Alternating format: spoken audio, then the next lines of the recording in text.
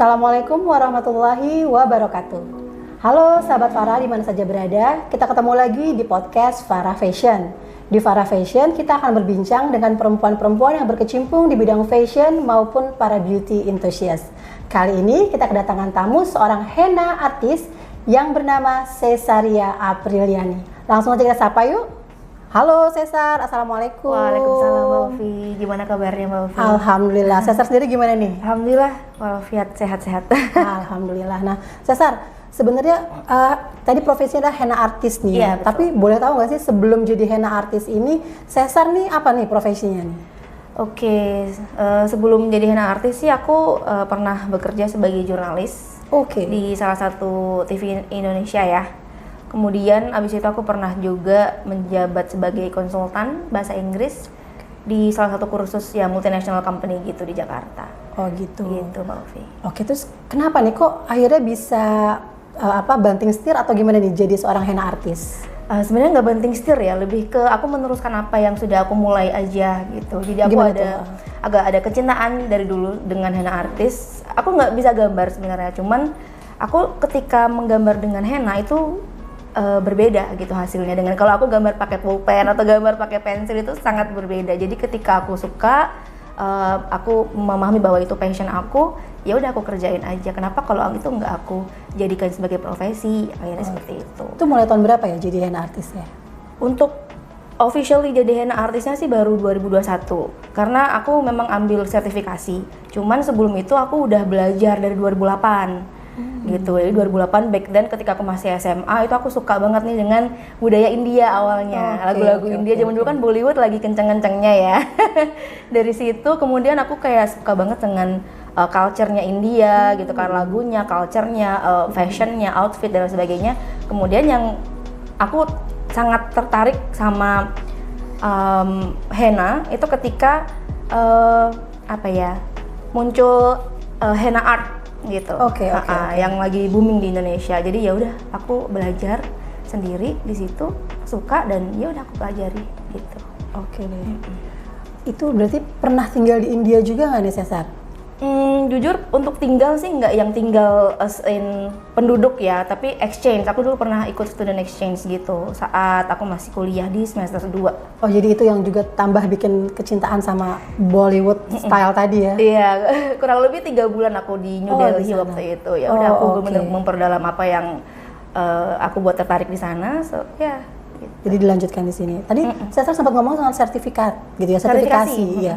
Memang ada tuh sertifikasi untuk henna artis. Oh ada. Jadi akhirnya ketika aku sudah menekuni profesi henna artis ini, aku ambil sertifikasi di 2021.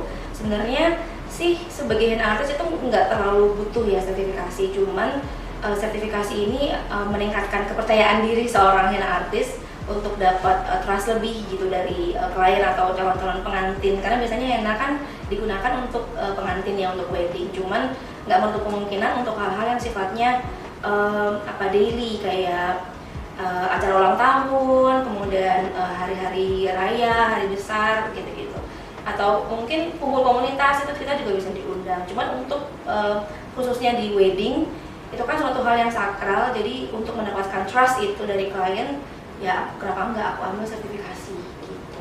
Oke. Nah tadi kan cerita nih Cesar bahwa sebelumnya pernah jadi jurnalis gitu ya, dan juga jadi seorang konsultan di kursus bahasa Inggris untuk dewasa. Gitu, untuk dewasa. Nah apa sih yang menarik untuk menjadi seorang henna artis menurut Cesar? Apa yang menarik?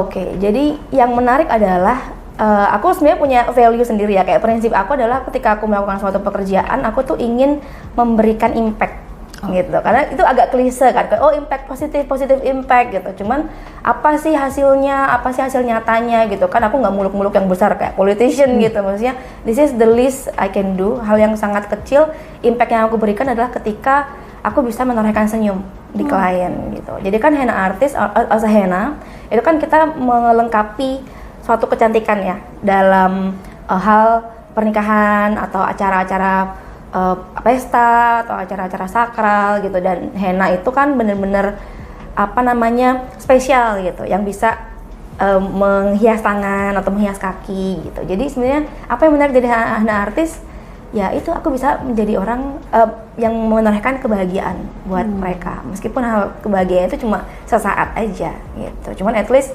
ketika aku do something, ya mereka tahu bahwa oh Cesar ini buat aku happy gitu. Ngomongin soal henna ya, kan banyak tuh misalnya motif atau gambarnya gitu. Ya. Seperti apa tuh? Ada panduannya atau ada inspirasi dari mana Cesar kalau membuat henna itu?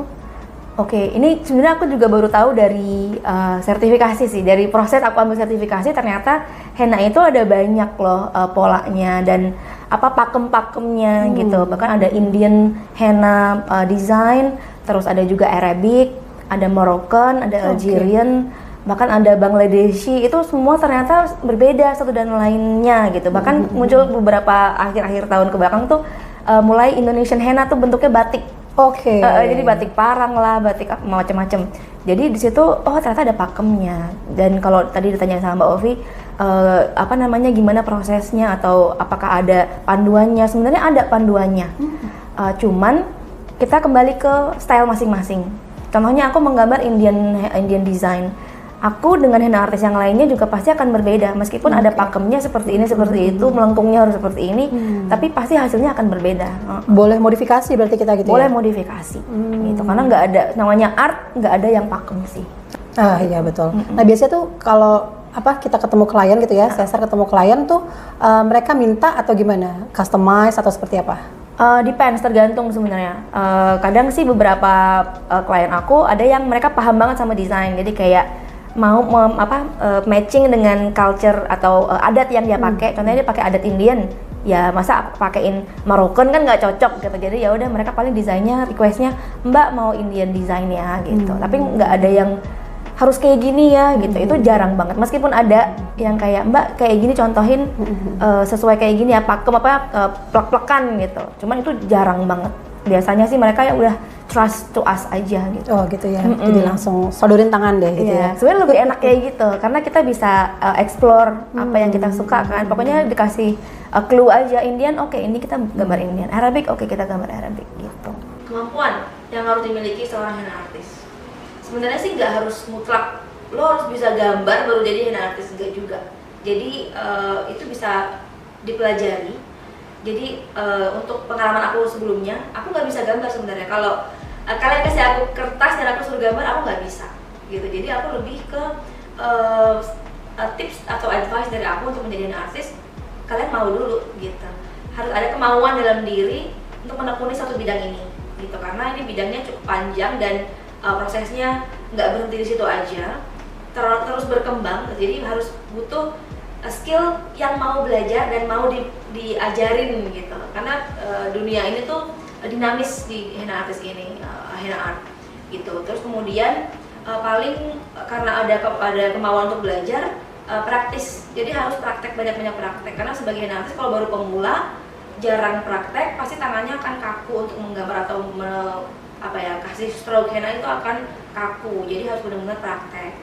Dan di luar sana pun ada banyak kursus henna untuk beginner, itu ada banyak banget. Bahkan dari mereka yang benar-benar pre-beginner, bahkan belum ada basic sama sekali cara membuat lingkaran yang benar-benar sempurna lingkaran, itu kan susah ya. Karena kan kalau pulpen kan kita cuma tinggal mengayunkan tangan, tapi kalau henna kita sambil mencet henna cone itu supaya cairan hennanya kan keluar dan kita gambar, itu agak sulit. Jadi memang diperlukan praktek yang berkelanjutan. Jadi kalau semuanya kalian tertarik untuk menjadi henna artis, ya ada banyak di luar sana kursus untuk henna beginner. Jadi bisa diajari dari cara menggambar line, garis yang lurus, lingkaran yang sempurna, gambar bunga, itu ada diajarin di situ. Jadi kalau skill yang dibutuhkan, motivasinya harus ada dulu. Gitu. Apa sih tantangannya kalau menjadi henna artis? Tantangannya kalau as profesi, as henna artis, tantangannya of course kompetitornya banyak. Jadi profesi ini tuh sebenarnya bukan menjawab solusi besar gitu ya, yang kita datang terus kemudian masalah solve gitu. Enggak, jadi kita benar-benar terjun di banyak kolam. Jadi tantangannya ya kita harus jadi pembeda. Apa yang kita buat itu beda dari henna artis yang lain. Dan itu susah. Gitu kan, itu susah. Butuh jam terbang yang banyak. Kemudian kalau tantangan ketika bekerja itu pasti berhubungan dengan klien, karena kita kan Betul. pekerjaannya dengan Bidang jasa customer dengan kita ya. manusia ya. Jadi kadang-kadang orang-orang kan beda-beda. Ada yang ketika dihenain itu mereka anteng, ya udah percaya aja. Ada yang mereka kadang lupa kalau lagi dihenain. Jadi pas lagi kita gambar henna, tahu-tahu dia tangannya kemana, jadi kecoret. Dan padahal kalau henna itu kan ya dia ketika tergambar kan dia akan stay di situ kan. Jadi ketika udah kegambar, kecoret ya susah untuk ngilangin, itu salah satu tantangannya. Kemudian tantangannya lebih ke jenis kulit klien tuh beda-beda. Dan kita tuh nggak bisa kayak trial dulu nih kayak gimana cocoknya, karena jenis henna itu ada yang creamy, ada yang cair. Jadi harus memastikan kulit customer itu berkeringat kah? Atau kering kah gitu. Karena kalau kita pakein henna yang cair ke kulit customer yang berminyak, itu bleber kemana-mana. Dan kalau kita nggak ada henna artis ya, kalau nggak bawa cadangan jenis henna yang creamy, itu bubrah sih di lapangan karena bleber kemana-mana gitu sih, Mbak. Jadi kayak kalau kita jadi makeup artist ya kan, kita juga harus kita harus siap dengan kondisi kulit klien kita gitu ya. Misalnya kulitnya kering atau berminyak, jadi memang harus siap dengan beragam varian si henna ini gitu ya. Betul. Ada yang creamy dan macam-macam Creamy tadi dan ya. cair. Creamy dan cair. Itu gitu. ininya teksturnya ya. Cesar, boleh tahu nggak ada berapa sih jenis henna yang biasa dipakai oleh para henna artis? Henna ada beberapa jenis ya. Jadi kalau untuk warna sendiri ada banyak warna. Ada henna white henna putih, henna natural. Biasanya natural itu warnanya lebih ke coklat, ke oranye-orangan gitu. Brown henna, black henna. Bahkan yang sekarang lagi muncul itu nude henna. Jadi warnanya lebih ke cream, ivory gitu. Jadi lebih ke warna kulit gitu. Cuman kalau untuk jenis-jenisnya sendiri kita ada beberapa, yaitu natural henna, ada juga instant henna. Jadi kalau natural henna dia yang namanya natural itu terbuat dari daun. Jadi memang betul-betul dari daun yang dikeringkan. Nama daunnya kalau nggak salah Lawsonia enormis, nanti bisa dicek sendiri. Jadi dari daun itu dikeringkan, kemudian dijadikan bubuk. Nah biasanya untuk henna artis itu kita nyiapin henna yang bentuknya bubuk, kemudian kita olah itu menjadi henna paste. Kalau henna instan itu berbeda dengan henna natural yang alami dari daun kering yang kemudian dijadikan bubuk dan kita jadikan pasta. Tapi kalau henna instan itu terbuat dari berbahan dasar body paint. Nah, kemudian ada lagi black henna. Jadi black henna ini muncul beberapa tahun kebelakangan di sini. Jadi black henna itu terbuat dari, sebenarnya dia alami juga. Dia dari jaguar. Kalau bisa dicek itu alami juga, natural juga sebenarnya. Cuman dia sifatnya temporary gitu. Jadi natural tapi temporary agak susah, agak beda ya gitu. Jadi kalau si black henna itu dia warnanya hitam. Ketika pertama kali digambar itu terlihat seperti transparan. Tapi ketika sudah mengering, dia akan muncul dengan sendirinya. Karena dia bentuknya kayak stain gitu. Stain dari daun yang warna hitam namanya jaguar, itu untuk meninggalkan bekas. Gitu. Jadi bekas itu akan muncul seperti tato pada umumnya. Tato kontemporer itu ya yang pakai jarum warnanya seperti itu. Jadi hitam ke biru-biruan. Jadi kadang orang nggak akan bisa bedain itu henna, black henna atau tato beneran. Jadi kalau yang pakai henna black kadang-kadang akan jadi pertanyaan sih. Apalagi kalau yang pakai tuh berhijab, pakai hijab kok tatoan gitu ya biasanya. Cuman ya itu yang membedakan aja sih dari beberapa jenis henna yang ada. Kalau misalnya tangannya nih, misalnya ada yang tangannya besar, jarinya besar atau kurus tuh gimana? Biasanya apa yang bedainnya gitu? Yang bedainnya, oke, kalau dari jenis bentuk deh. Kalau tangannya lebar, berarti gambar yang aku gambar itu bukan yang penuh di samping. Biasanya jadi nggak makin buat tangan itu lebar. Jadi contohnya gambar kan ada yang bentuknya lurus ya, nah, ada yang lurus, ada yang melebar gitu. Maksudnya lurus kan ke sini ke atas, ada yang melebar ke samping. Jadi kalau tangannya itu lebar ya aku nggak akan menggambar yang ke sampingnya lebar-lebar banget, jadi lebih ke atas, lancip gitu gambarnya, supaya terlihat lebih ramping. Ya kebalikannya kalau tangannya kurus, aku akan buat yang lebih penuh. Jadi tangannya kesannya proporsional. Gitu. Untuk kuku sendiri ya masing-masing orang kukunya beda-beda ya. Kalau semuanya mereka welcome untuk dipasangin kuku palsu, ya aku pasangin kuku palsu yang cocok dengan kuku mereka. Kalau kukunya udah bagus, kita pakein ini aja sih paling henna kuku atau nail polish ya. Nail polish. Oke. Nah, so far nih, ada nggak pengalaman yang paling menarik, paling menantang selama jadi henna artis? Paling menantang, paling menariknya nanti dulu ya. Paling menantang paling menantang kita kan henna artis kan biasanya datang ke lokasi. Jarang banget klien yang datang ke kita. Karena itu bedanya dengan makeup artist. Kalau makeup artist kan mereka klien bisa datang ke studio mereka. Tapi henna artist kita kerjanya kan remote dan jarang banget henna artist yang punya studio. Karena kita remote, kita datang kemana-mana. Nah itu yang buat tantangannya adalah ketika aku punya klien yang tinggalnya di kampung gitu. Jadi kayak bener-bener di Bogor dan di puncak banget. Jadi mobil itu nggak bisa masuk, jadi aku harus pakai motor untuk ke sana. Malam-malam kan biasanya acara wedding itu jam 7 atau jam 6 itu mereka sudah harus prepare, sudah harus selesai ya. Jadi mau nggak mau aku harus ada di sana bareng dengan makeup artisnya dari after subuh atau jam 4. Aku udah harus ada di lokasi. Ya bayangin aja subuh-subuh masih gelap, jalanan terjal, aku sendiri sama ojek yang nganterin aku ke situ. Itu tantangan banget sih. Kalau kita nggak mental baja sih susah gitu. Nggak bisa yang menye-menye sih kalau jadi artis tuh nggak bisa. Aduh nggak bisa begini, nggak bisa gitu, harus yang gaspol gitu. Terus apalagi ya, paling yang menarik adalah kita tuh nggak bisa doing the job by the book. Kadang kalau kerja kan ada booknya ya, ada guidebook. Kalau kita tuh nggak ada. Jadi ketika kita ngelakuin gambar henna, ketika sudah selesai nggak bisa di situ aja sih. Jadi kita tetap harus stay di situ, memastikan bahwa hennanya baik-baik aja. Bahkan ketika pengantin itu sudah selesai pakai kostum pengantinnya. Karena kan pasti henna itu akan digambar sebelum mereka pakai baju. Gitu, sebelum mereka pakai gaunnya. Itu ada touch up juga nggak sih kalau henna?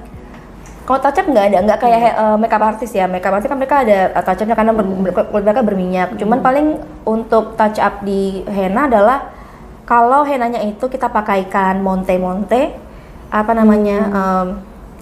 gems gitu, ada gemsnya. Kadang kan pakai lem. Jadi biasanya kalau abis mereka keringetan dikit, lemnya itu ya udah copot gitu. Paling ya kita pasang lagi gem itu. Itu tadi ada gem, ada batu-batu gitu ya berarti ya? Ya, mote-mote ya. Mote-mote. Itu biasanya buat apa tuh? Buat tangan siapa tuh? Buat tangannya si klien. Buat apa ya, beda wedding kali ya kalau kayak gitu? Biasanya untuk wedding. Karena yang untuk itu kan biasanya untuk yang mewah ya. Kayak white henna. Oke, jadi henna itu ada beberapa warna. Aku sebutin dulu di sini. Henna itu ada white henna, ada maroon henna, natural henna, black henna, ada banyak banget. Dan biasanya yang paling sering dipakai untuk henna wedding di Indonesia itu yang white, maksudnya yang warna putih, yaitu yang instan dan dia emang dasarnya body paint gitu. Jadi bisa langsung dihilangin atau dihapus bahkan even after the party, setelah acara gitu. Nah biasanya kalau henna putih itu kan kalau nggak dipakein monte, nggak dipakein hiasan glitter dan gems itu terlalu boring, putih aja gitu loh. Jadi kalau fungsinya si gems dan glitter itu ya untuk menghiasi tangan itu. Jadi kita bisa lihat bahwa tangan itu kayak kita pakein kain yang indah gitu loh. Karena kadang lihatnya itu kayak kain padahal itu hiasan dari kita gitu. Si gems itu. Biasanya mereka tuh komentarnya apa sih kalau pas abis selesai gitu di henna tangannya? Biasanya komentarnya seperti apa? Bagus banget. Biasa sih kayak gitu, itu jawaban yang selalu ada sih kalau oke, udah selesai. Pernah nggak gitu. pas udah jadi terus minta tambahin dong atau ubah dong gitu? Jujur jarang ya. Jarang ya. Kalau di wedding ya. Kalau di wedding aku mungkin lihatnya dari psikologisnya. Karena mungkin dia lagi deg-degan tuh, itu hari sakralnya mereka, once in a lifetime. Dan mereka nggak akan kepikiran tuh. Aku pikir seperti itu ya, maksudnya karena aku jarang banget dapat yang terlalu banyak nuntut, mbak ini kurang itu, mbak ini miring gitu, jarang. Karena mereka udah fokus ke habis ini gue ngapain nih, habis ini gimana ya ntar wedding gue gitu. Jadi jarang. Tapi kalau acaranya lebih ke acara ulang tahun, pesta, mau henna Eid gitu kan, untuk Idul Fitri, Idul Adha, itu bisa mereka request. Atau mereka, mbak tambahin lagi dong, karena kan nggak ada challenge yang mereka nantikan gitu kan. Mereka justru pengen tampil secantik mungkin. Iya gitu, betul. Kayak gitu. Cesar, boleh tahu nggak sih kalau setiap henna artis tuh punya signature style sendiri nggak sih? Oke, untuk signature style pasti ada. masing-masing henna artis punya skill masing-masing, dan signature style-nya itu berbeda dengan kalau kita lihat di painting atau di lukisan di dinding, mereka ada tanda tangannya gitu, ini gambar siapa gitu. Itu kalau di henna artis nggak ada, untuk di henna art itu nggak ada. Jadi lebih ke torehan gambarnya itu kadang berbeda aja dari satu tangan ke tangan yang lain. Cara gambar bunganya, cara gambar daunnya, cara gambar hums atau swirl, itu ada beberapa gambar di henna itu ada bedanya sih. Jadi cara kita sebagai customer kalau mau lihat signature-nya biasanya ya lihat sosial medianya, lihat branding hasil portfolio yang udah tergambar, yang udah ada, pasti akan terlihat henna stroke-nya, tarikan line itu akan berbeda aja sih. Ada yang gambarnya lebih lebih rapat, kecil-kecil, detail banget. Ada juga yang henna artis yang suka gambarnya lebih vibrant, lebih besar gambarnya gitu, lebih terlihat gitu. Itu ada juga. Jadi ya caranya kita melihat signature style-nya dari mata masing-masing sih ya, nggak bisa dikatakan dengan kata-kata itu nggak bisa sih, dari mata kita lihat. Cesar ada nggak sih momen ya ketika Cesar tuh akhirnya memutuskan kayaknya bakal terus nih jadi henna artis tuh. Mungkin ada klien yang testimoninya bersyukur banget itu, atau seperti apa? Oke, jadi lebih ke momentum ya, kayak apa sih yang membuat akhirnya Cesar tuh terjun di henna artis, menggeluti profesi ini. Jadi awalnya kan berhubung aku suka henna, jadi aku lebih kayak ya seperti jawaban klise milenial ya, passion, kerja dengan passion. Kalau kerja dengan passion tuh nggak kelihatan seperti kerja gitu, jadi kerja kayak main-main tapi dapat uang gitu. Aku ada pemikiran seperti itu awalnya, kayak aku memahami bahwa aku suka henna nih, kenapa nggak sekalian dijalanin aja, kenapa nggak cari uang dari situ aja gitu. Awalnya dari situ momentumnya. Cuman kan ada rasa nggak percaya diri waktu itu, karena cukup telat sih sebenarnya untuk terjun di profesi ini di 2021, di mana henna artis itu udah banyak banget yang bertalenta, yang mereka udah start dari lama gitu kan. Jadi mereka udah punya nama, mereka udah punya trusted client gitu. Jadi maksudnya yang buat aku akhirnya aku will do this. Aku percaya bahwa ya rezeki itu ada yang atur.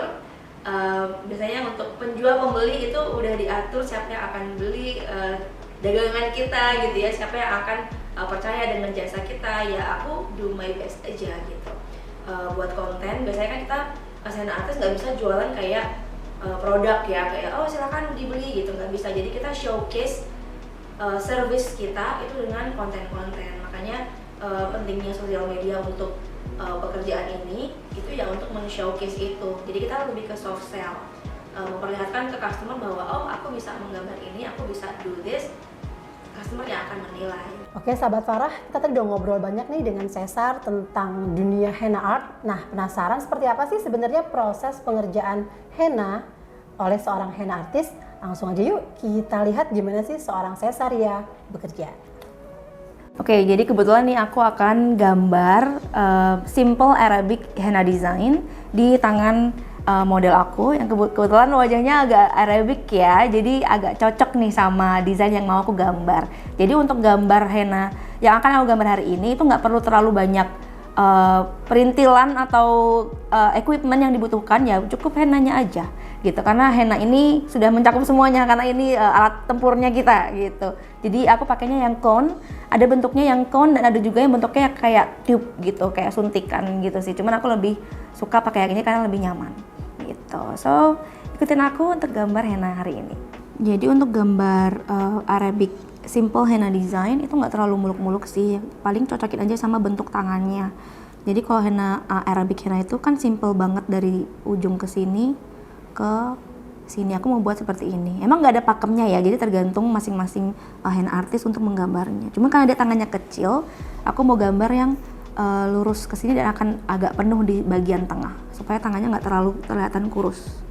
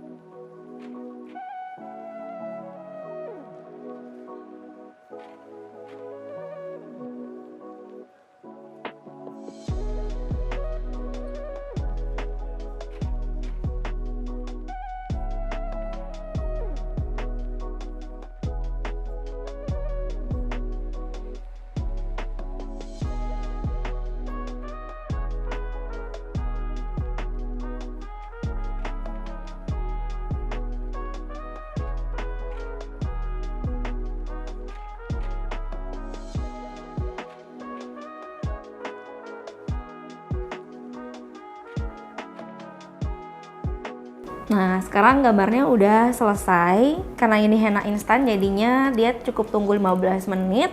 Dia akan mengelupas dengan sendirinya. Jadi kalau bisa dilihat ya silahkan dilihat seperti ini. Tinggal tunggu kering. Gitu, jadi dia nanti tinggal dikelupas aja. Ini jenisnya yang instan yang dikelupas gitu.